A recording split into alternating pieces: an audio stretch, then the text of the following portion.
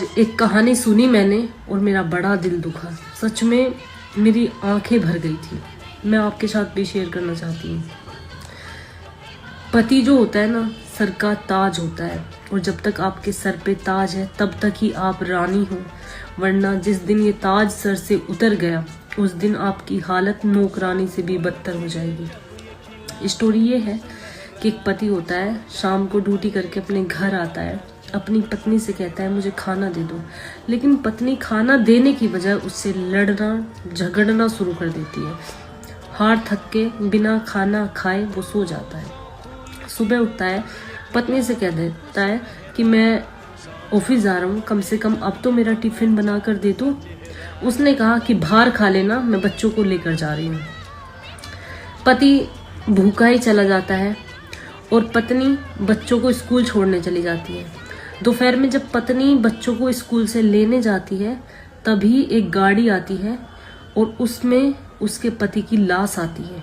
पति का कहीं एक्सीडेंट हो जाता है और तुरंत मौके पर बेचारा पति एक्सपायर हो जाता है, मर जाता है। जितने पत्नी बच्चों को लेकर वापस स्कूल से आती है, घर के बाहर भीड़ इकट्ठा होती है और पत्नी मरे हुए पति को देखकर उसके पैरों तले जमीन खिसक जाती है। उसके पास एक भी शब्द नहीं होता है, फूट फूट कर रोती है और ये कहती है कि मुझसे इतनी बड़ी गलती हो गई, इतना आप नाराज हो गए कि मुझे छोड़कर भगवान के पास चले गए हो। बहुत रोती है कि उठ जाओ, लेकिन जो भगवान के पास चला गया वो वापस नहीं आता है। फिर क्या था, जिन लोगों के बहकावे में और टसनबाजी में आकर पति को कुछ नहीं समझ रही थी ना, वो उसकी वो बदतर हालत करते हैं। ससुराल वाले भी घर से निकाल देते हैं, मायके में भाभी बढ़ने नहीं देती हैं, पड़ोसन बात नहीं करती है, घर से बाहर निकलती है तो लोग ताना मारते हैं कि इसकी वजह से इसके पति की जान चली गई टेंशन में, इसे खाना तक नहीं देती थी अपने पति को।